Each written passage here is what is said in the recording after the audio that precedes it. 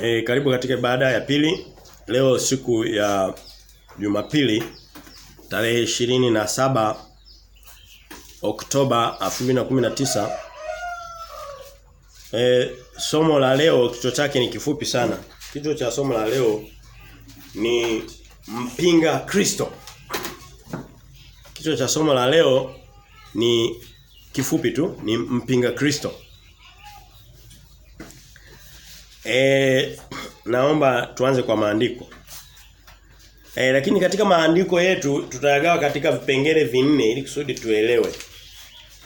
Kipengele cha kwanza ni cha utangulizi. Ule utangulizi wa kipengele cha kwanza una maandiko kadhaa. Na lengo lake ni kusema mpinga Kristo ni nani? Ana madhumuni gani? Anakuja lini? Ana madhara gani? Ndiyo itakuwa ni kipengele cha kwanza. Hasa ni kumtaja ni nani, yani maana yake. Na nitaeleza kwamba hajulikani na watu hawataka kumjua, na Biblia inasema habari zake nyingi, lakini ngoja tuanzie katika maandiko. Twende katika waraka wa kwanza wa Yohana. Waraka wa kwanza Yohana ni baada ya Petro wa pili pale. Ukitokea katika Ufunuo mwisho ni Ufunuo, Yuda, waraka wa tatu, wa pili, wa kwanza wa Yohana. Utakuwa umefika waraka wa kwanza wa Yohana. Ukianzia kulia kwa Biblia yako. Waraka wa kwanza wa Yohana, tusome mlango wa pili mstari wa 18. Biblia inasema hivi.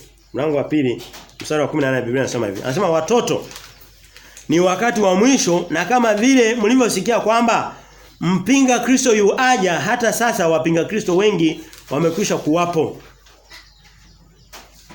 Mpinga Kristo yuaja, hata sasa wapinga Kristo wamekwisha kuwapo. Hakuna neno linaloongezwa kwenye Biblia kama halina sababu ya kuwepo. Kama mpinga Kristo, kama dunia inavyojifanya kama haijui ni nini, makanisa tuseme, kama asingekuwa muhimu kujua, asingeandikwa kwenye Biblia. Na tutagundua kwamba habari zake zimeandikwa nyingi kuliko vitu vyote ambavyo vinahubiriwa katika makanisa ya leo kila siku. Twende katika Yohana wa kwanza hiyo. Twende, tulikuwa kwenye mlango wa pili, twende mlango wa 4, mstari wa 10 na mstari wa 3 actually. Tusome hivi. Wakondo amini Yohana wa kwanza, mlango wa 4 mstari wa 3. Biblia inasema hivi. Na kila roho isiyomkiri Yesu haitokani na Mungu, na hii ndiyo roho ya mpinga Kristo, ambayo umesikia kwamba yaja na sasa imekwisha kuwako duniani. Roho isiyomkiri Yesu.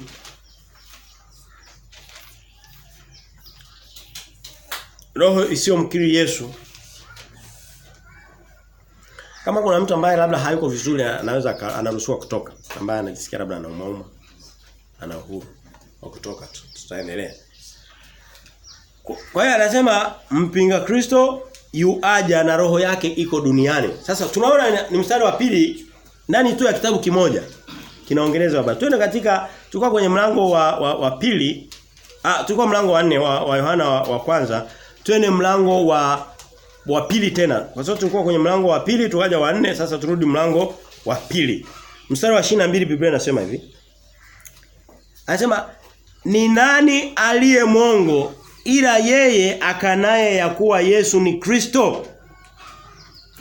Huyo ndiye mpinga Kristo, yeye amkanaye Baba na Mwana. Huu mstari tumekuwa tunausoma na unahusu kila yeyote asiyemkiri Yesu Kristo. Yaani unajua tuna mambo, kuna Yesu ndio jina lake. Kristo ni neno la Kigiriki linalomaanisha kwa Kiebrania, lugha ya Kibiblia, ndio alikuwa anaitwa Masihi, mpako wa mafuta wa Bwana, mwokozi wa ulimwengu. Sehemu nyingine mwana wa Mungu. Sasa watu hawana shida. Unaweza kaenda hata kwenye makanisa mengi na imani wanakuambia kuna nabii anaitwa Isa. Sehemu nyingine wanakuambia Yeshua. Maneno fulani, lakini wasichokikubali ni kwamba ndiye Masihi wa Mungu. Anasema ile roho inayojua kwamba Yesu yupo ikamwambia na ikamwita mtu mwema na nini, sawa. Lakini isipomkiri kwamba ndo masihi wa Mungu, kwa lugha nyingine ndiye Kristo, hiyo ndiyo roho ya mpinga Kristo. Na mpinga Kristo atakapokuja, atakuja na lengo lake kubwa kabisa ni neno mpinga ni katika matumizi ya Kiswahili cha kawaida, kupinga ni kusema hii sio, hii nakataa. Lakini neno mpinga Kristo, kutokana na neno la au la kwenye Biblia Agano Jipya, neno mpinga Kristo limeandikwa sana kwenye Agano Jipya. Agano Jipya lilitamkwa kwa lugha ya Yesu, kwa lugha za kina Paulo, lakini liliandikwa kwa lugha ya Kigiriki. Kigiriki kinatumia neno anti, au kwa Kiingereza inaitwa antichrist au mpinga Kristo. Anti au ndio kuja kuzaa neno mpinga, maana halisi iliyotoka kwenye Biblia. Na hiyo haina mjadala, hasa kwa mtu ambaye labda anataka kujua lugha mbili tu za Kiingereza na Kiswahili. Hizo tu. Uhitaji hata kujua Kigiriki. Ni mtu anayekaa kwenye nafasi ya mtu mwingine akasema mimi ndiye huyu. Sio mtu akitoka akasema Kristo si chochote bwana. Huyo sio mpinga Kristo. Anaweza kaa anasema kwa kumsaidia mpinga Kristo mwenyewe. Lakini mpinga Kristo ni mtu atakayekaa kwenye nafasi ya Kristo. Yule Kristo mwenyewe akaonekana sio Kristo. Kristo ni huyu. Akaabudiwa kama Kristo. Kupinga sio kusema hapana. Kupinga ni kuchukua nafasi yake. Na kwa nitoe mfano tu, labda somo la leo bana halina mipaka, tukahubiri mpaka jioni. Leo si Jumapili, kwani Mungu anasema siku 6 fanya kazi. Fanya kazi hata ukitaka kuamka saa 9 usiku, lakini siku moja sio sabato, lakini itenge kwa ajili ya hata muda wako mwingi usikilize mambo ya Mungu. Kwa hiyo hata tukubiri masaa mawili usiumie sana. Maana tumekaa tunapumzika. Kwa hiyo kulikuwa kuna leo hii kuna watu wanaitwa mapapa huko Roma. Kwa nyuma kidogo siku hizi zimeisha. Kuna watu anaenda anachagua, anakusanya imani kubwa tu za watu, labda anaweza akaenda. Kuna mapapa wengine walikuwa wanakaa miji ya Misri hapo. Alexandria, hata Cairo, hata miji ya mingine tu kwenye mataifa ya ambapo miji ya Roma, karibu na Roma. Wanajiita ndio mapapa. Walikuwa wanaitwa antipapa au antipopes. Kwa maana kwamba anachukua nafasi ya huyo papa. Sina maana kwamba namuongelea papa kwa uzuri. Naonyesha kwamba cheo ndio tanaye kwenda akajiita sema mimi ndio fulani, yule sio. Atasema sio, lakini hasa upingaji wake ni kwa kujiita yeye hasa. Kwa hiyo ukisoma kwenye mstari huu wa pili anasema ni nani aliye mwongo ila yeye. Kwanza mpinga Kristo kazi yake ni uongo. Anasema kichwa chake ni uongo. Kwa unapomkataa Kristo Yesu kwamba sio Kristo, sio muokozi wa dunia, sio aliyetumwa na Mungu Baba, hapo sasa kwanza unasema uongo. Anasema ni nani aliye mwongo ila yeye alikanaye kuwa Yesu ni Kristo. Watu wengi wanamkiri Yesu kwamba ni Yesu, ni mwana wa Mariamu, ni nini, lakini hawamchukui kama ndio masihi wa Mungu. Kwa lugha nyingine ndiye Mungu mwana katika zile nafsi tatu za Mungu Baba, Mwana na Mtakatifu.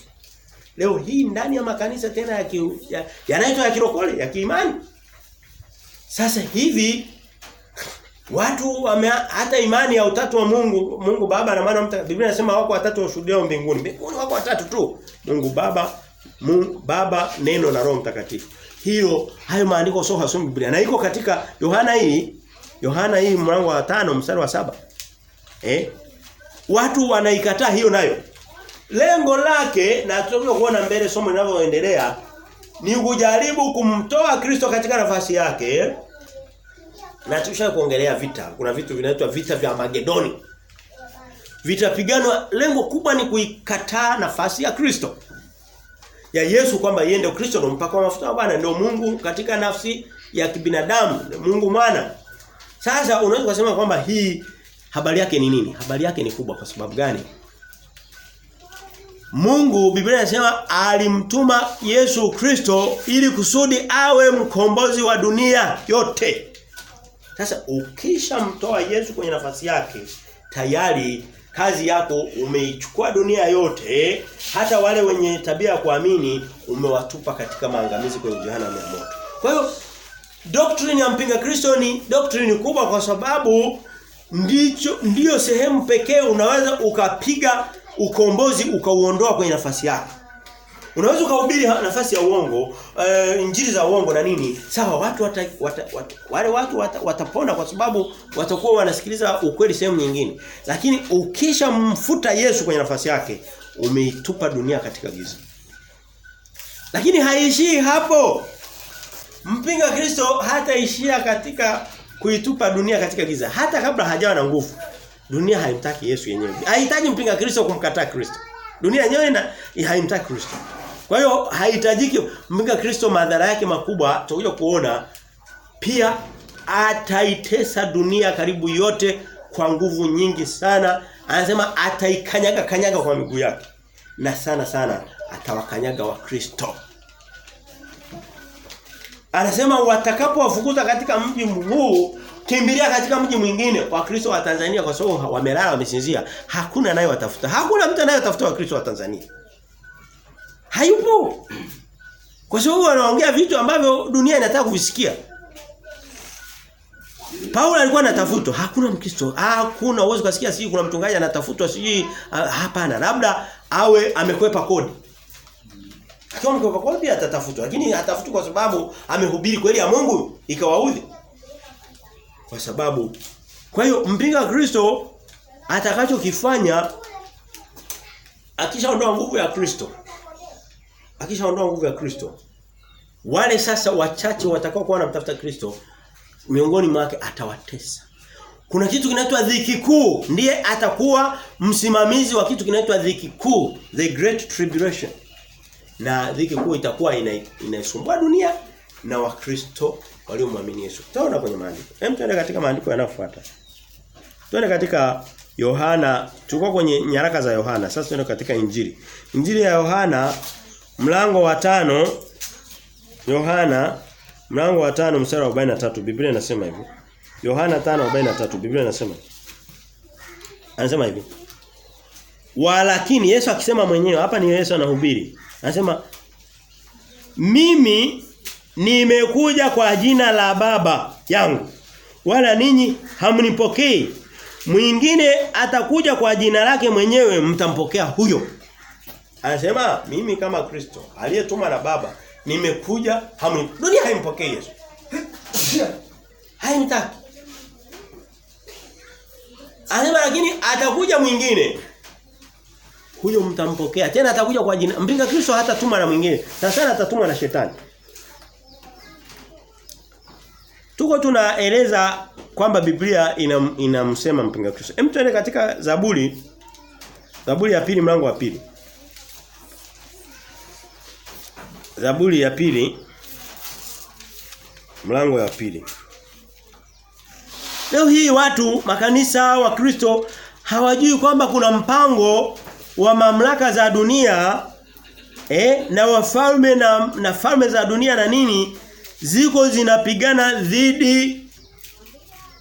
Wakristo wako busy na nani tu? Wanapigana na wachawi.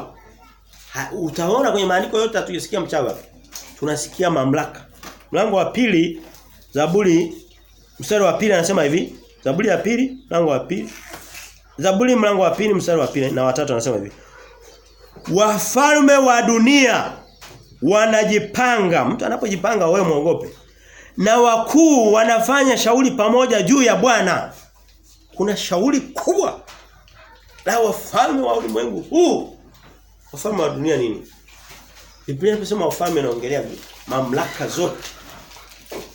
Huwezi kuniambia mtu kama Bill Gates, tajiri namba moja duniani, tuache wale wengine wakina Rothschild wasio tajiri wao umefichwa na ndio wa matajiri. Lakini yule aliyeandikwa na wao wenyewe. Huwezi kuniambia kwamba utamtoa katika kundi la wafalme wa dunia hii. Ana nguvu ya pesa. Pesa ya Bill Gates wanasema sijui nilisoma sehemu kwamba ile pesa akiwa anatumia shilingi milioni 10 kila siku, shilingi za Tanzania milioni 10 kila siku, na asipoizalisha isifanye biashara akaitunza labda benki, ana uwezo wa kuitumia kwa muda wa miaka 735. Kwa kutumia milioni 10. Akitumia milioni 5 kwa siku, yani maana yake hapo anatumia kimaskini. Kwa milioni 5 kwa siku kidogo kwake sio nyingi. Anaweza kutumia miaka 1000, anaweza kazidi millennium miaka ya utawala wa Yesu Kristo duniani. Miaka 1400 lakini 1470. Akitumia milioni 1 sasa sijui ndio itafika ngapi. Hela ndogo sana. Na ndivyo wanavyoishi. Huwezi ukamtoa kwenye mamlaka ya dunia. Huwezi kumtoa kwenye wafalme wa dunia. Huwezi kumtoa mtu kama akina Donald Trump. Sio akina Putin wa Urusi, sijui akina Jinping wa China. Viongozi wa mataifa wote. Mungu anasema hao ndio wafalme wa dunia. Anasema wanajipanga juu ya Bwana na juu ya Masihi wake, na wanasema hivi, mstari wa 5 anasema na tuvipasue vifungo vyao. Tupasue vifungo vyao. Sheria za Mungu, mipango ya Mungu. Mungu anasema watu wavae vizuri. Mwanamke asivae mavazi ya mwanaume na mwanaume asivae mavazi ya mwanamke, wavae nguo za kujisetiri. Hapana, tunaweka taratibu, tunaweka TV, wanaona wanaenda wavaa vimini. Ndio kupasua vifungo huko. Ndio kusivunja sheria za Mungu. Tupasue vifungo vyao na kuzitupa mbali nasi kamba zao. Sasa hao ni wafalme lakini ni wawakilishi wa wanadamu wa dunia yote. Usifikiri ndio hao tu. Na mimi na wewe tunaingia katika hili kundi. Turudi katika agano twende kwenye agano la kale. Tusome katika kitabu cha Zakaria. Zakaria mlango wa 11. Bado tunaongelea habari za mpinga Kristo kama alivyosema na Biblia na jinsi anavyofanya kazi. Tunaweza kuona kwamba sasa kuna mpango ulioandaliwa na dunia wa kumkataa Kristo na Mungu Baba. Kwa lugha nyingine anakuja mwingine wanayetaka kumweka. Tutaona kwamba hawaishi kumpinga Mungu na Kristo, badala ya hapo wataweka Mungu wao na Kristo wao. Hivi Mungu wa dunia hii ni nani? Mungu wa dunia hii ni nani? Kulingana na Biblia inasema Mungu wa dunia hii ni shetani. Ndio Biblia inasema. Kuna mtu ambaye nani anajua ukiulizwa na mtu huo mstari huko unapatikana wapi?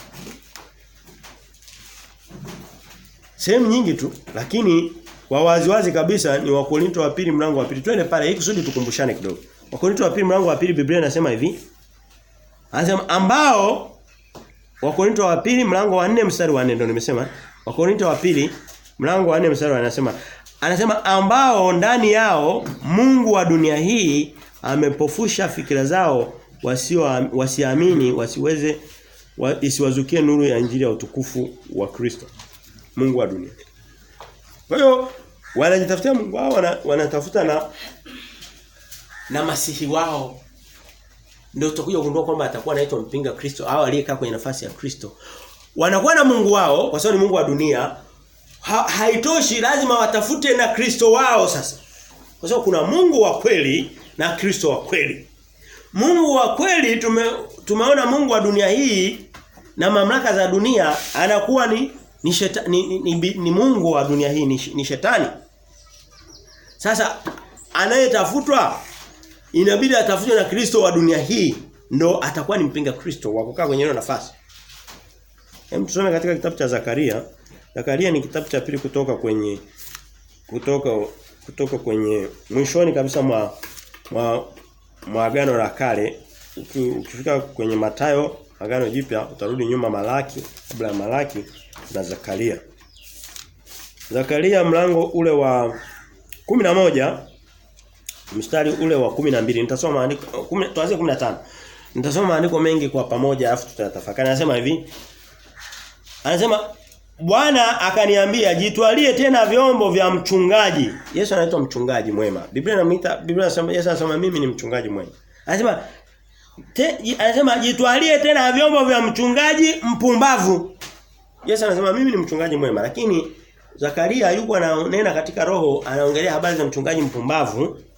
Kwa maana tazama mimi nitainua katika nchi hii mchungaji ambaye hata waangalia waliopotea na kuhakikishia baada ya Zakaria hapa kutokea mamlaka nyingine ambayo ungeweza kusema ni mchungaji. Baada ya hapo ilipita miaka michache akaja Yesu akiwa mchungaji mwema. Lakini anasema baada ya hapo nitainua mchungaji ambaye sio mwema sasa ni mpumbavu. Ambaye hata waangalia waliopotea, actually atakuwa anawapoteza. Wala hata watafuta waliotawanyika, wala hata mganga aliyevunjika, wala hata mlisha aliyemzima. Mpinga Kristo halishi watu kweli ya Mungu. Au mamlaka na sasa hivi anasema hata sasa wapo wapinga Kristo wengi. Wapinga Kristo ni nini? Ni wale wahubiri. Unajua kuna Kristo na Wakristo. Kuna mpinga Kristo na wapinga Kristo wanaomsaidia. Ni wale wahubiri wanaohubiri injili za uongo. Hawalishi kondoo. Hawagangi waliovunjika. Na Mungu anasema nimekuja kuwa waganga waliovunjika moyo akija na injili ya Yesu Kristo ya wokovu. Hawafanyi hicho kitu. Anasema bali huyo mchungaji mpumbavu bali atakula nyama ya wanono. Mpinga Kristo atakula nyama za watu. Hasa roho za watu. Na kuzirarua kwato zao. Anaendelea mstari wa 10 anasema ole wake mchungaji asiyefaa aliachaye kundi. Hapa naongea ni lugha ya kinabii kimsingi kwamba atakuwa hafanyi kazi ya watu watampokea mpinga Kristo wakifikiri ndio Kristo wao lakini atakuwa hawachungi. Anasema atakuwa na rarua kwato zao na lakini watu watakuwa watampokea huyu. Sasa lazima tumfundishe. Okay, somo la leo by the way kabla sijamaliza mstari ngoja niumalize afu nitafafanua. Anasema hivi upanga utakuwa juu ya mkono wake. Mpinga Kristo atakuwa na upanga. Mchungaji kazi yake mchungaji anatembea na upanga. Mchungaji kwa kawaida anatakiwa atembee na fimbo laini ya kuwarudisha hivi. Lakini huyu anakuwa anatembea na upanga. Na haya maandiko yanaandikwa miaka michache kabla kama karne 4 kabla ya kuja Yesu. Hakupatikana mwingine. Baada ya hapa alikuja Yesu. Anasema mkono anasema ole wake mchungaji asiyefaa aliachaye kundi upanga utakuwa juu ya mkono wake. Anasema na juu ya jicho lake la kuume. Ana jicho la kuume lina vitu fulani. Jicho la kuume ni kulia. Mkono wake utakuwa umekauka kabisa. Atakuwa na mkono mmoja, mwingine utakuwa mbovu. Sasa sielewi maana yake. Maandiko yanaweza kutufafanua lakini nimejaribu kutafuta mkono. Lakini kuna kitu kinakuja hapa anasema na jicho lake la kuume litakuwa limepofuka. Leo hii uje uangalie kwenye muziki utakuta wanamuziki wengi wakipiga picha lazima afanye hivi. Mlishawaona mjawaona? Mabinti wakitengeneza nywele zao wanakuja nywele zinakuja zinafunika hivi. Unakuta anakuangalia kwa nywele moja. Kwa jicho moja. Mlishawaona mjawaona?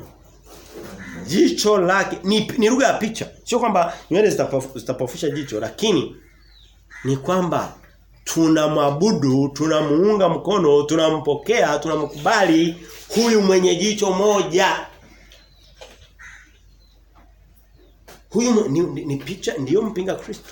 Picha yake sijajua maana. Hata leo watu wanaamini. Uje uangalie kwenye ile michoro ya miungu ya Wamisri ilikuwa ina jicho moja. Na picha nyingi za mambo ya mashetani utakuta kwamba amechora jicho moja. Kwa hiyo sio shetani kama shetani lakini ni mtendakazi wa shetani mkuu mpinga Kristo. Kama vile ambavyo Biblia inasema Yesu Kristo ndio stadi wa kazi wa Mungu, ndio mtendakazi wa Mungu. Mpinga Kristo atakuwa anafanya kazi za shetani. Na wapinga Kristo mashetani wa Kristo wasio na watu wa dunia wasio upande wa Kristo watakuwa wanafanya kazi ya huyu. Sasa Biblia inasema tazameni nimeshawaambia yote haya mapema, nimekuonya. Na tumetoka kuona kwamba Mungu anasema watu ambao watakuwa hawataki kuisikia kweli atawaachilia wakubali upotevu. Hicho ataongezea upepo wa kuwasukuma wapotee moja kwa moja. Sema aliwaachilia wakubali upotevu. Haya maandiko Zakaria 11 nani atakusomea? Hayo mpate.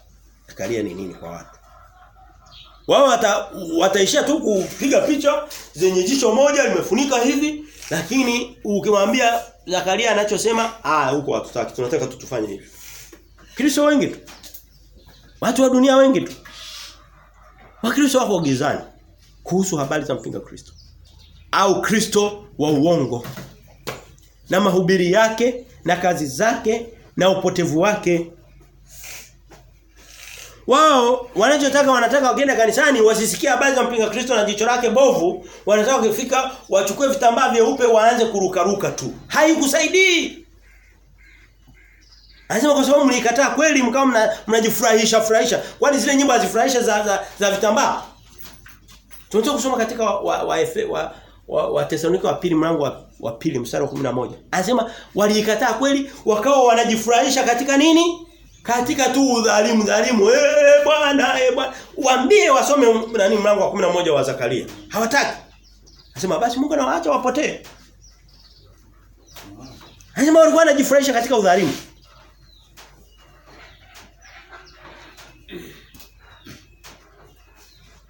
Hawataka kujifunza maarifa ya neno la Mungu.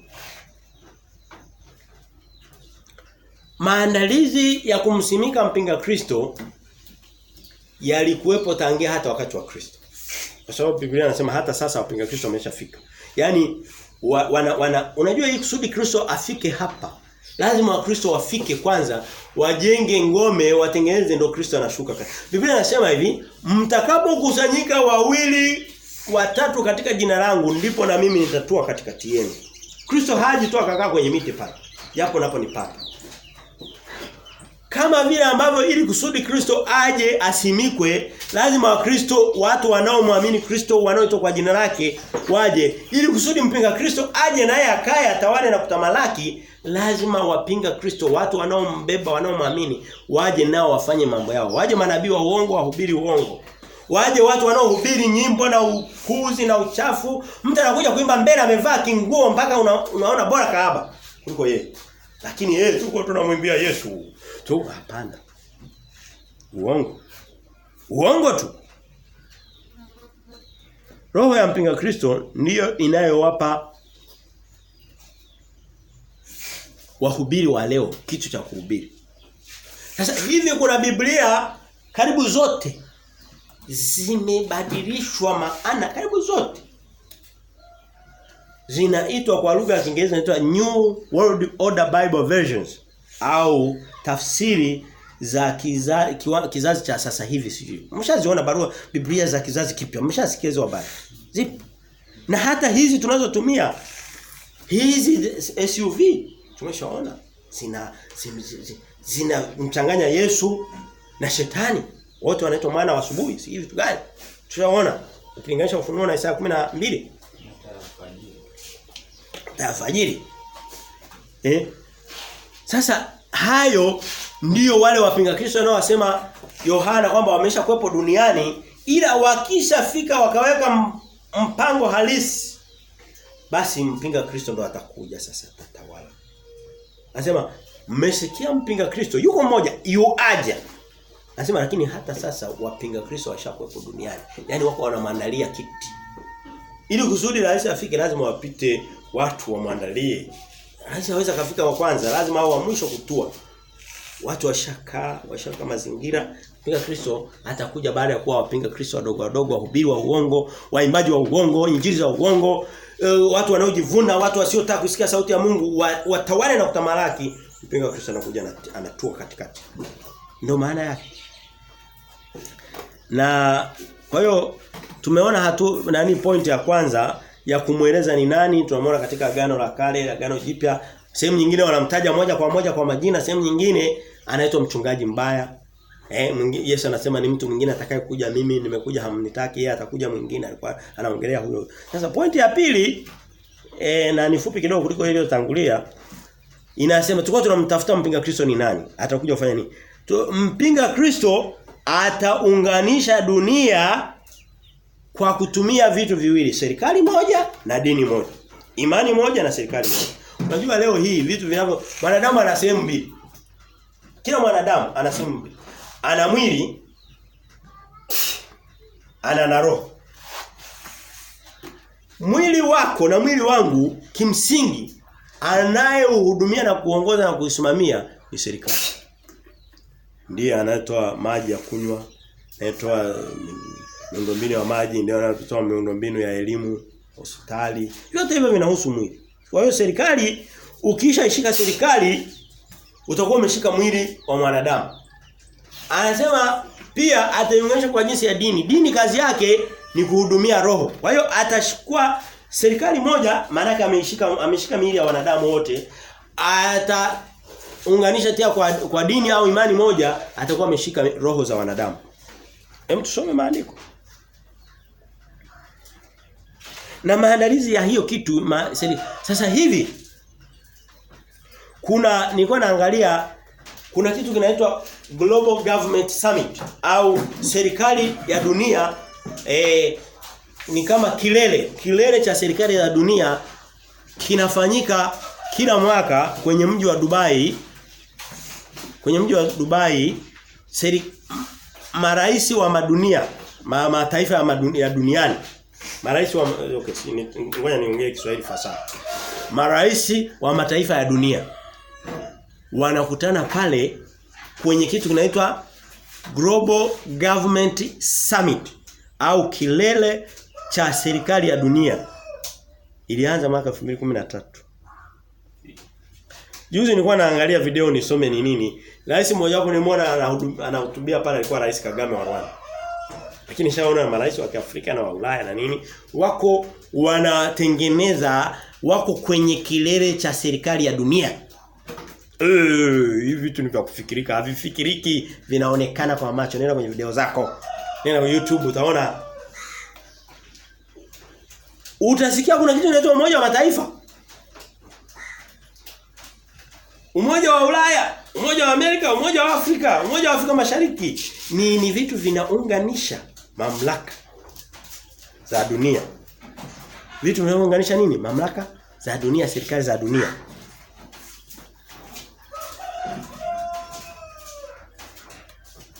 Leo hii utasikia dunia ni kijiji kimoja. Ni maneno mazuri. Lakini Mungu kama Mungu aliadhimisha mataifa ya dunia mbalimbali, akaigawa dunia katika mataifa. Sasa unaweza kusema okay, hakuna ubaya. Tuseme kweli, kama isingekuwa na nia mbaya, hakuna ubaya kuwa na serikali moja ya dunia. Hakuna ubaya. Na mtakumbuka kwamba ukisoma katika Mwanzo 11 kulikuwa kuna watu wa Babeli walikuwa na lugha moja na serikali moja na nia moja, wakataka kupanda kufika kwa Mungu. Mungu akaogopa, hakupendezwa, akaenda kawachafua lugha zao, akasema kila mtu akae kwenye nchi yake, akawapa kila mtu na lugha yake, nyinyi mtaongea Kiswahili na nini. Hii mifumo inakuja kutengeneza Babeli nyingine mpya. Kwenye neno la Mwanzo 11. Vitu vingine usitegemee kwamba vimeandikwa moja kwa moja serikali ya dunia itakuwa inakaa sehemu fulani na nini. Hapana, lugha ya Biblia huwa mara nyingi ni lugha ya kinabii. Ni lugha ya kinabii. Ni lugha ya picha. Kwa mfano Yusufu alivyoona nyota alafu imeinamiwa na jua na mwezi na nyota 11 pembeni yake, alikuwa ameonyeshwa habari za jinsi atakavyokuwa mkuu na mama yake na baba yake watakavyomuinamia na ndugu zake 11 wale. Hakuonyeshwa moja kwa moja kwamba Yusufu amekaa alafu kuna Ruben yuko hapa na baba yake. Hapana, Mungu anakuonyesha lugha ya picha. Sasa unatakiwa utumie ufahamu wa kiroho kukutafsiria. Na sio ufahamu tu wa kufikirika. Maandiko yanasema tunafasiri mambo ya rohoni kwa jinsi ya rohoni. Utasoma andiko moja linakuhubiri jingine. Kwa mfano, unaona Zaburi ya 2 ikisema mamlaka za dunia zinajipanga dhidi ya Masihi bwana. Unaona kwamba kitu sio kitu cha kawaida.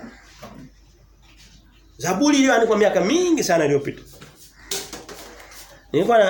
Kwa hiyo utasikia Umoja wa Mataifa nini? Sasa hivi utasikia kuna passport, tunataka tuache kuwa na passport za taifa moja, tuwe na passport za mataifa mengi kwa pamoja, labda Afrika Mashariki, passport za Afrika. mwaka 2016 kwenye mji mmoja wa Ujerumani, sina haja ya kukumbuka sana, nafikiri ni Hamburg. Kulifunguliwa kilele au sherehe ya kwanza ya kusherehekea raia wa dunia. Yaani watu huwa ni raia wa mataifa yao. Raia wa Tanzania, raia wa Uganda, raia wa Marekani, raia wa pote. Lakini alianzishwa raia wa dunia. Na unaweza kwenda ukajiandikisha ukaitwa raia wa dunia, ukaacha kuitwa raia wa nchi. Kwa sababu umetangulia kwenda kuwa raia wa ile serikali. Sasa unaweza kusema kwamba hiki kitu ni nini? Maandiko ya nani? Hem, tuende katika kitabu cha kwanza tusome Luka. Luka 12:51 Biblia inasema. Luka 12 Luka 12:51.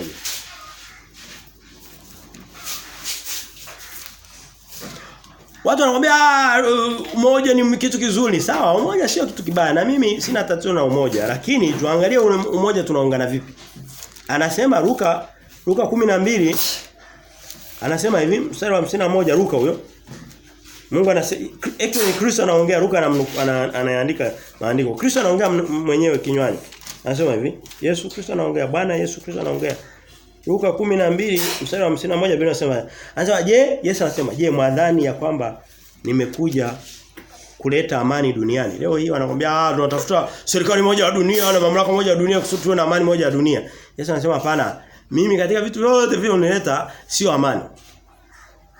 Na waambia la sivyo bali mafarakano, sehemu nyingine bali utengano. Kristo sijui kwa nini anasema hivyo, lakini kama ni Kristo wa kweli, habari za huu mmoja sio alichokuja kufanya. Yeye alikuja kufanya tofauti, kuleta mafarakano. Sasa nitakuja kufundisha maana ya haya, lakini ninachotaka huu mstari maana yake ni nini? Unapotaka kusema kwamba umoja ni mzuri na ni wa Kristo, Kristo hakusema hivyo. Alisema vingine tofauti na hivyo. Twende mbele. Ufunuo 13. Leo hii siku ya leo tutakuwa tunasoma sana katika Ufunuo. Ufunuo mlango ule wa 13 mstari wa kwanza mpaka wa 9. Baadaye naomba nafikiri nitajikumbusha. Nitaeleza mpinga Kristo atakuwa anafananaje. Tuko tunaona anatenda nini, ana malengo yapi, lakini hasa utajua ni nani huyu. Huyu mpinga Kristo ni nani? Ufunuo mlango wa 13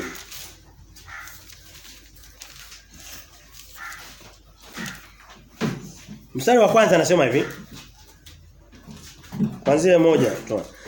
Anasema kisha nikaona, hapa anatumia neno mnyama. Unaweza kusema kwamba sasa mpinga Kristo ameingiaje kuwa mnyama? Tutaona mambo anayoyatenda yakifanana na ya mnyama, tunajua ndio huyo. Anasema hivi, kisha nikaona mnyama akitoka katika bahari, mwenye pembe 10 na vichwa 7, na juu ya pembe zake ana vilemba 10, na juu ya vichwa vyake majina ya makufuru. Ukishasikia neno kukufuru, manake ni dhambi zinazotendwa dhidi ya nafsi ya Mungu. Huyu mtu anakuja kwa lengo, au huyu mnyama, basi tumuite mnyama mpaka sasa, anakuja kwa lengo. Na unadhani kwa mnyama anaweza kumkufuru Mungu? Ni picha. Wanyama hawakufuru. Kwa hiyo huyu ni mwanadamu. Vichwa vyake na nini, naomba tusiviseme. Tuangalie huyu mtu anakuja dhidi ya makusudi ya Mungu. Anamkufuru Mungu. Tunaendelea. Na yule mnyama niliyemwona alikuwa mfano wa chui, na miguu yake ilikuwa kama miguu ya dubu, na kinywa chake kama kinywa cha simba. Yule joka, Biblia iko wazi, joka ni shetani. Hata ukisoma mlango wa 12 nyuma kidogo hapa tulipo. Yule joka akampa nguvu zake na kiti chake cha enzi na uwezo mwingi. Kuna mtu ana mamlaka nyingi. Tunaona vilemba na kilemba ni picha ya mamlaka. Utaona? Anapewa nguvu nyingi na uwezo mwingi, anapewa na joka. Anapewa na shetani.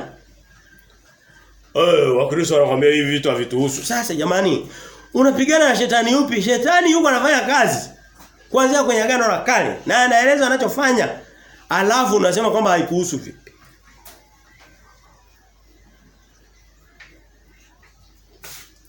La kusikitisha sana. Anasema yule joka akampa nguvu zake na kiti chake cha enzi na uwezo mwingi. Soma mstari wa 3 anasema nikaona kimoja cha vichwa vyake kana kwamba kimetiwa jeraha la mauti na pigo lake la mauti likapona. Sitalihubiri hili lakini anasema dunia yote ikamstaajabia mnyama yule. Huyu mtu ameiunganisha dunia, hajaiunganisha dunia. Ameunganisha kwa sababu kama dunia yote inastaa. Kwa mfano kutokea kitu leo hii kuna vitu vinaweza kutokea Chile huko Amerika Kusini au vimetokea Mongolia huko kaskazini ya Asia au vimetokea Iceland kaskazini ya Ulaya. Havitustaabisha kwa sababu hatuko chini ya mamlaka moja. Lakini kitu kinachostaabisha dunia nzima maana yake hiyo dunia imeungana hivi. Anasema dunia nzima ikafanya nini? Kamstaajabia. Kimoja cha vichwa vyake kikatewa jeraha na baadaye tutakuja kuona leo ili somo la leo ni sehemu ya mambo yanayofundishwa kwa mfano kitabu cha Ufunuo, Injili za Yesu zote karibu, lakini ni somo linalohusu kitu kinaitwa unabii wa mambo ya siku za mwisho, jinsi dunia itakavyokuwa siku za mwisho. Ukengeufu na hatima ya hukumu ya dunia hii. Sasa habari za mpinga Kristo kama hizi zimeshikana na vitu vingi kiasi kwamba huwezi kuvihubiri katika ndani ya somo moja. Kuna mistari mingi sitaigusa leo hata kidogo. Lakini kwa mfano unaposema kichwa chake kimetiwa jeraha, hii picha tunayoona wakati unasoma kitabu cha Ufunuo, hii picha inapatikana katika Ufunuo mlango nafikiri mlango wa 14 au mlango ya mbele kidogo. Anasema yule mpinga Kristo atafika sehemu fulani kwa sababu anataka kuitwa Kristo. Na inajulikana Kristo alikufa. Na Biblia inasema kwamba lazima Kristo afe, afufuke. Lazima anasema ataingia kuzimu arudi. Yaani atatiwa jeraha afe afufuke. Na akifufuka sasa ndipo utukufu. Kama vile Kristo baada ya utukufu wake ukawa akapata utukufu. Anasema atakapotoka kuzimu na atakuwa anatimiza baadhi ya maandiko ndipo sasa atakapokuja na utukufu mkuu na mamlaka na dunia itamstaajabia katika kumtii na kumhofu. Wao lazima aipitie hatua ya Kristo ya kufa na kufufuka. Tutaiona kwenye maandiko mengine. Lakini hapa nasema imetiwa jeraha likapona. Amesema kwa ufupi tu. Mstari wa 4, unaona matokeo yake? Matokeo ya huyu mnyama wakamsujudu yule joka. Unaona matendo ya huyu mnyama ambayo tutakuja kuona ndio mpinga Kristo yanaleta watu wamsujudu nani? Shetani. Wamefanikisha hajafanikisha? Sasa niulize, wewe mtu anayepingana na habari za mpinga Kristo na mtu anayepigana na wachawi, tunaua wachawi, tunafunga wachawi, yupi anapigana na shetani vizuri zaidi? Huyu anaongelea habari za mpinga Kristo. Wachawi wanahusikaje? Wachawi ni matokeo tu ya mwisho ya ukengeufu, lakini sio injini ya matatizo. Anasema wakamsujudu ile joka kwa sababu alimpa huyo mnyama uwezo wake. Huyo mtu anasema kutenda kwake ni mfano wa shetani, uwezo wake. Nao wakamsujudu yule mnyama wakisema ni nani afananane na mnyama huyu, tena ni nani aweze kufanya vita naye? Naye akapewa kinywa cha kunena maneno makuu ya makufuru. Hapo Mungu yuko anaendelea kutukanwa. Na Mungu hasira yake inawaka sana. Yaani fanya dhambi juu ya mwili wako lakini usiguse nafsi yako.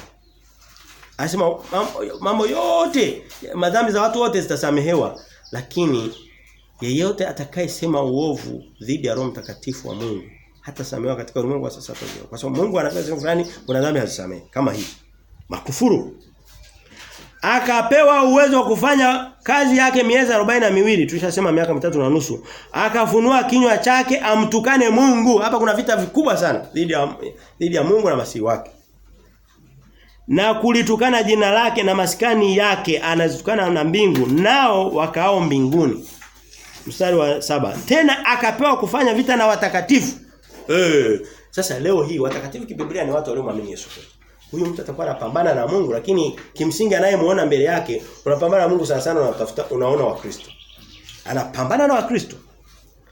Leo haituhusu. Biblia inasema atakuwa anapambana na watakatifu. Mtu atakayesema hainihusu, labda aseme kwamba mimi sio mtakatifu. Mimi sijaokolewa na Yesu. Lakini ukishajiita kwamba umeokolewa na Yesu, unaingia kwenye ile orodha ya watakatifu, atapambana na wewe. Maadamu upo na mimi. Na kuwashinda, lazima washinde. Tunawashinda kwa anasema atawashinda. Akapewa uwezo juu ya kila kabila na jamaa na lugha na taifa. Huyu mtu anatawala dunia, haitawali dunia. Mambo ya serikali moja ya dunia ni vitu vya kufikirika. Haviko kabisa baba. Biblia inasema atakuwa na mamlaka juu ya kila kitu cha dunia hii. Na yuko anapigana dhidi ya Mungu na watakatifu wake. Hii kitu sio cha kuchezea hiki. Huyu ni mpinga Kristo. Na anasema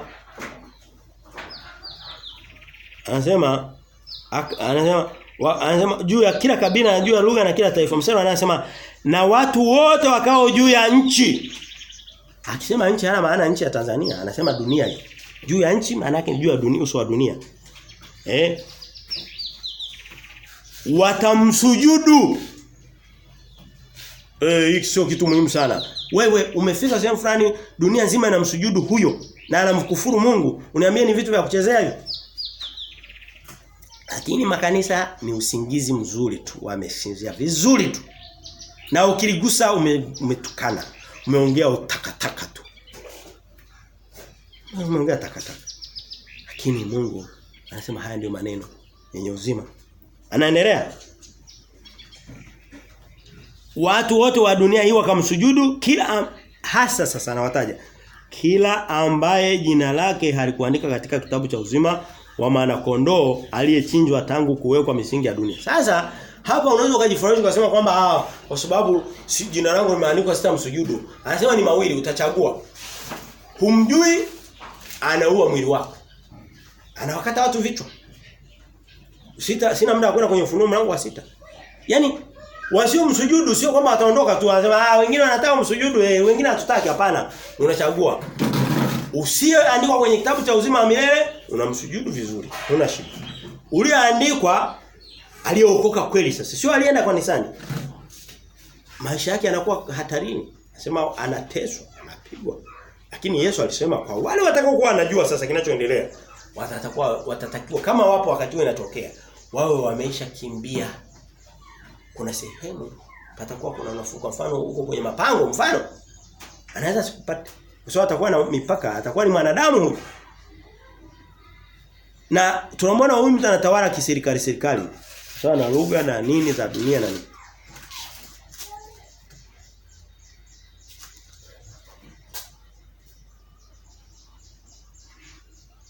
Anasema tuishie mlango wa 9. Twende katika Wathesalonike wa pili. Mlango wa pili mstari wa 3. Wathesalonike wa pili mlango wa pili mstari wa 3. Wathesalonike wa pili mlango wa pili mstari wa 3. Wathesalonike wa pili mlango wa pili mstari wa 3. Biblia inasema mtu awaye yote asiwadanganye kwa njia yoyote, maana haiji. Anakuambia nyakati. Leo hii wanakuambia tutanyakuliwa kabla ya matatizo yote, sio nini, Yesu atakuja leo usiku atubebe. Uongo. Anasema haitakuja hiyo hatua ya mwisho wa dunia na unyakuo na nini, haiji. Maana haiji usipokuja kwanza ule ukengeufu, injili za uongo zikatawala dunia. Ndio hizi unasikia leo sijui tuko kwa nani? Nabii mwanamke, nabii wakatale, nabii upuzi wote. Anasema hiyo lazima ipite kwanza. Na haiishi hapo. Na baada ya hapo akafunuliwa yule mtu wa kuasi, mwana wa uharibifu. Biblia naisoma ya Kiswahili lakini King James nasema tofauti kidogo. Ni vigumu sana kutafsiri kila kitu. Tutaacha kwenye tafsiri. Nitaiacha tutakapokuwa tunasoma kitabu cha Wathesalonike wa pili ndio tutanyosha haya maneno. Lakini ninachoongelea ni kwamba ni mtu mpinga Kristo. Lugha inayotumika ni mtu muasi. Muasi ni kupinga, mpingaji. Na mpinga Mungu na nguvu zake. Na mtu wa dhambi. Yule mpingamizi. Neno mpingamizi ndio linazaa mpinga Kristo au alizaa mpinga Kristo? Mpingamizi, mpingaji. Ni lugha inayotumika, ni lugha hiyo. lazima atokee, na anasema ni mmoja, sio wengi wale wa dunia, hapana, ni mmoja. Anasema ajiinuae nafsi yake juu ya kila kiitwacho Mungu ama kuabudiwa, hata yeye mwenyewe kuketi katika hekalu la Mungu akijionyesha nafsi yake kana kwamba yeye ndiye Mungu. Sasa mtu anaenda katika Mathayo, tusikie kuna mtu amekaa kwenye na hekalu la Mungu. Naomba niseme kwa maelezo tu, sitaenda kwa maandiko. Maandiko yako wazi. Kuna hekalu linaenda kujengwa Yerusalemu, lile lililovunjwa. Ndio habari zote, hekalu lote na hata nyakati zile hekalu lilikuwa naongelewa ni hekalu la Yerusalemu. Mji wa utawala wa Daudi na Yesu Kristo. Na Yesu atatawala kutokea Yerusalemu. Kwa hiyo hekalu, hata ukisikia mahekalu popote, lakini hekalu linaloongelewa ni la Yerusalemu hii ya sasa. Sasa twende katika Mathayo mlango ule wa 24 mstari wa 15. Biblia inasema hivi. Tunaona kwamba kuna mtu amekaa katika nini?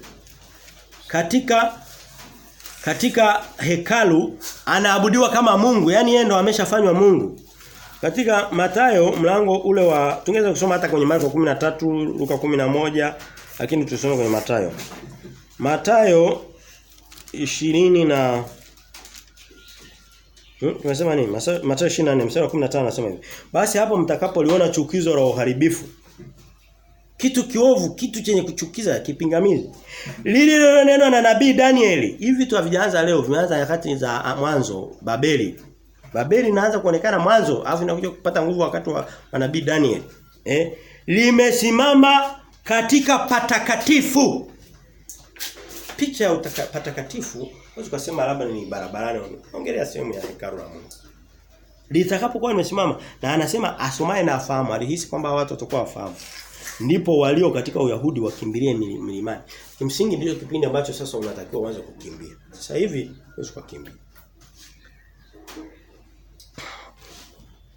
Leo hii mpinga Kristo, niseme baadhi ya maneno yanayokuja. Leo hii Waisraeli wanamsubiria masihi wao. Wanasema yule alikuwa si wa kwetu. Huyo ndiye mpinga Kristo. Na ndio anasema ole wao, waongo ni wale wanaosema kwamba Kristo huyu sio masihi. Wao wanasema wanamsubiri wao. Wanamsubiria. Waislamu kuna kitu kinaitwa Dajjali. Wanasema yuaja. Wengine maana atakuwa anaitawala dunia yote na imani zote. Kwa hiyo lazima akubalike kwa Wayahudi, kwa Wakristo, kwa Waislamu, kwa dini zote na za dunia, imani zote. Kwa hiyo huyo wanamjua Dajjali anakuja. Masihi wa Kiyahudi anakuja. Kuna watu wanaitwa Mabudha, watu wa mashariki, nchi za China, Laos, sijui Japan, Korea, wote ni watu wengi. Unaweza kusema ndio kundi kubwa la watu wa imani kuliko hata Wakristo. Ndio wengi zaidi. Wanaitwa Mabudha na manini na imani zao nyingine. Wanamsubiria Budha wao. Budha wao ndo kama mtume wao, lakini wanasema kuna Budha anakuja wa kwao atakaye kuwa anaitwa Maitreya. Wa Japani wanaitwa Miroku Bosatsu. Nao wanamsubiria. Ndio mpinga Kristo anakuja huyo. Kila kundi linamsubiria huyo. Sasa tumegundua kwamba atakuwa anaitawala dunia nzima, atakuwa na imani zote za dunia zote zinamkubali. Kwa hiyo huyo kila imani inajua yuko na anakuja, na kwa sababu hawataka kujua kweli, wanamsubiria kwa uzuri. Kuna imani kubwa ya watu wanaotokea India, wanaitwa Wahindu. Karibu taifa lote la India, Pakistani, nchi nyingine za Bangladesh hapa, nyingi kuna imani kubwa ya Wahindu. Wengine wako hapa Tanzania wana manani yao, mahekalu yao. Wanasubiria mtu mmoja naye kama hawa wanavyosubiri Budha watano, anaitwa Budha Maitreya au Budha watano. Alishakuwepo Budha wanne. Watano hawa watu wa Buddhism au wa China na kabila gani. Na Waisraeli wanao kwao. Sasa hawa wa Hinduism wamsubiria mtu anayeitwa Kaliki au Kalki au Devanagari. Naye wanasema anakuja. Na wanasema ndiye atakao kukomboa na dunia hii. Kuna imani nyingine, kwa mfano wanaitwa Mataoism, wanasubiri mtu mmoja atakaye kuja anaitwa Li Hong. hao wote ukiwachunguza wanavyosubiriwa na hizo imani zote za dunia, ndiye mpinga Kristo. Kwa sababu kwa ana tabia moja. Ana jicho moja limekufa. Ndio kufundisha vitu vingi hata maliza. Ngoja tuanze kuelekea kwenye Kwa hiyo habari za mpinga Kristo zisiwe ngeni kwako na unaweza kusema sasa zinahusu nini? Hem, tusubiri tutakuja kujifunza vitu vingi kuhusu hizo habari. Kumjua tu peke yake inatosha. Lakini kuna vitu vingine. Na vingine tumeshavisema. Anasema pointi ya 3 tulikuwa tunaona pointi ya kwanza umeona utangulizi, pointi ya pili tukasema mpinga Kristo ataunganisha dunia chini ya dini moja na serikali moja, kwa sababu tunaona ni dunia nzima, mataifa yote, hiyo ndio serikali za dunia. Anasema mpinga Kristo, pointi ya 3, mpinga Kristo atapewa mamlaka na joka. Naye ataisaidiwa na nabii wa uongo. Yaani hata kuja tu mwenyewe. Atakayempa nguvu, tushaona pale mwanzo, sitasoma hiyo mstari. Atakayempa nguvu ni joka. Joka alimpa shetani, atampa kiti, atampa na nguvu na uwezo. Lakini hata mmacha tu lazima amwandalie mtu wa kumsaidia ambaye ni nabii wa uongo. Hao wote hizi imani nyingi zilizopotoka ziko zinafanya kazi ya mpinga Kristo na zinaitwa mnyama wa pili. Twende katika kitabu cha tulikuwa kwenye Ufunuo. Tulitoka Ufunuo tukarudi Mathayo, turudi kwenye Ufunuo. Mlango ule wa 13. Mstari wa 11 Biblia inasema hivi. Kwa hiyo tunaona kwamba huyu mpinga Kristo hatafanya kazi peke yake. Lazima apate manabii wa uongo wamsaidie kwa upande wa imani sasa. Kwa upande wa serikali na nguvu za dunia atatumia vitu vingine. Sina muda wa kusema. Atatumia vita, atatumia mambo ya mazingira, atatumia amani ili kusudi watu waungane. Lakini kwa upande wa imani roho sasa lazima apate manabii wa uongo wa kumsaidia ili kusudi akamilishe pande zote. Mstari wa 11, Ufunuo mlango wa 13, mstari wa 11 Biblia inasema hivi. Kisha nikaona mnyama mwingine. Tulishaona yule wa kwanza ambaye ndio mpinga Kristo mwenye nguvu na kutawala. Mwingine akipanda juu kutoka katika nchi, naye alikuwa na pembe mbili mfano wa mwana-kondoo, akanena kama joka. Huyu anakuja na sura ya Yesu, lakini maneno anayataja ni joka. Leo hii kuna imani, vitu vingine vinajionyesha kwa picha. Kuna imani za watu wanavaa kofia zenye pembe mbili. Pembe moja ya mbele, nyingine anakuwa anaitwa mwana-kondoo, anaitwa Kristo, sijui mwakilishi wa Kristo duniani, lakini maneno yake ni joka, hasemi neno la Kristo. Ndio hizo picha hizo. Ndio maelezo haya. Ananena maneno ya joka lakini anafanana na mwana-kondoo. Anasema naye atumia uwezo wote wa mnyama yule wa kwanza, hata naye yani wanasaidiana, huyu anapiga, huyu anasaidia, huyu anasaidia. Anatumia mnyama wa kwanza, yule wa kwanza mbele yake, yani anamlinda kwa mfano. Kama ni imani unakuta analindwa na mamlaka. Anasema naye aifanya dunia na wote wakao ndani yake wamsujudie mnyama wa kwanza. Lazima wamsujudie mnyama. Na tumeona wakati wanamsujudia mnyama wa kwanza wanamsujudia na joka. Ambaye jeraha lake la mauti lilipona, yule aliyekufa na kufufuka. Naye afanya ishara kubwa, hata kufanya moto kushuka kutoka mbinguni uje juu ya nchi mbele ya wanadamu. Huyu anafanya ishara. Manabii wa uongo, ukiacha kwamba wanakusanya pesa kwa kushiba matumbo yao, lakini pia wanapenda kutumia ishara, na ndicho watu wanachopenda. Wakristo wanapenda wakienda wafanyiwe ishara. Anasema atafanya ishara. Anaendelea. Moto utashuka. Anasema atafanya ishara hata yamkini kuwadanganya hata wateule. Hata yule mwenye roho wa Mungu anaweza kadanganyika. Leo hii unaweza kwenda kwenye makanisa ya uongo yakafanya miujiza na ishara na watu wakajifanya wamefufuka ukaamini kiukweli. Kosa tu wewe wakimbia usiende kuwasikiliza. Lakini ukifika pale utaamini.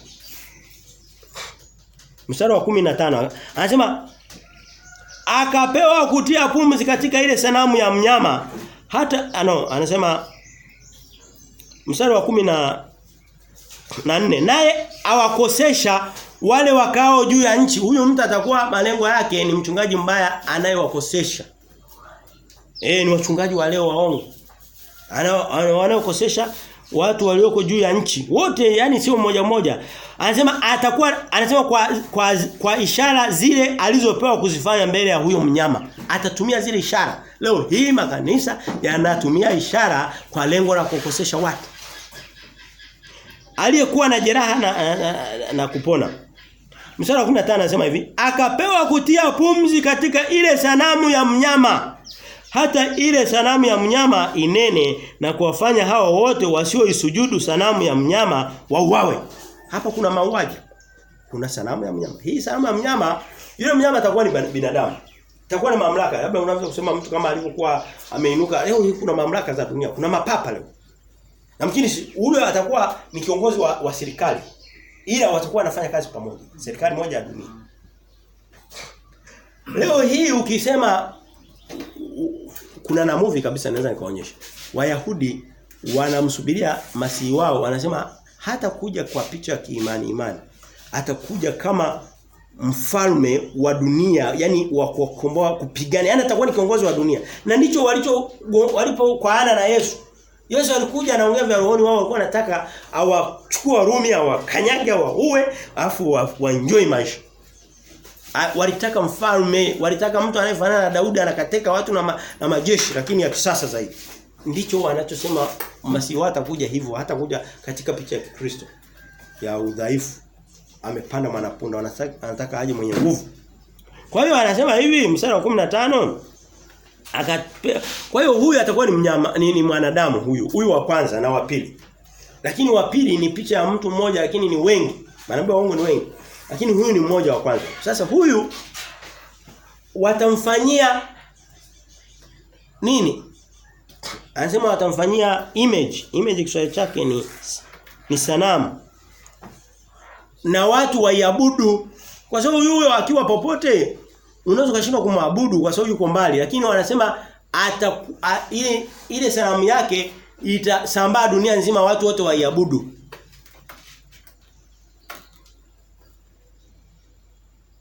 Mstari wa 16 anasema hivi. Wa 15 anasema akapewa kutia pumzi katika ile sanamu, hata ile sanamu ya mnyama inene na kuwafanya watu wote wasioisujudu sanamu ya mnyama iwao. Tumeona kwamba hao ni waumini wa kweli. Mstari wa 16 anasema naye wafanya wote wadogo kwa wakubwa na matajiri kwa maskini na walio huru kwa watumwa watiwe chapa katika mikono wao wa kuume na katika vipaji vya nyuso zao, tena kwamba mtu awaye yote asiweze kununua wala kuuza isipokuwa anachapa yule mnyama, jina la mnyama yule na hesabu ya jina lake. Hapo ndipo penye hekima yeye aliye na akili na hesabu ya mnyama, maana ni hesabu ya kibinadamu, hesabu yake ni 666. Picha hii inaonyesha kwamba itakuwa ni sanamu, itakuwa ni namba, itakuwa ni yani kitu kinachomwakilisha yule mnyama akiwa hai, lakini itakuwa ni sanamu lake. Kwa hiyo watu waliozoea kuabudu masanamu kwao itakuwa sio tatizo kwa sababu wameshazoea. Unapewa sanamu na mnyama, unajua unamwabudu.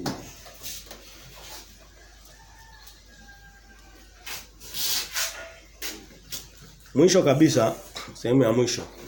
Mpinga Kristo, point ya 4. Ataipeleka dunia nzima katika maangamizi na hukumu ya Mungu. Yaani ndiye atakaye kuja kama kufunga ukurasa wa dunia. Yaani bila yeye kutokea dunia itaendelea kuwepo.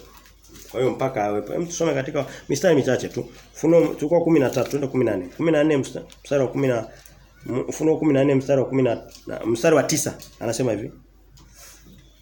Anasema hapa anaongelea habari za malaika. Anasema na mwingine malaika watatu akawafuata akisema kwa sauti kuu, mtu awaye yote akimsujudu huyo mnyama na sanamu yake. Tunataka kusikia habari za mnyama na sanamu.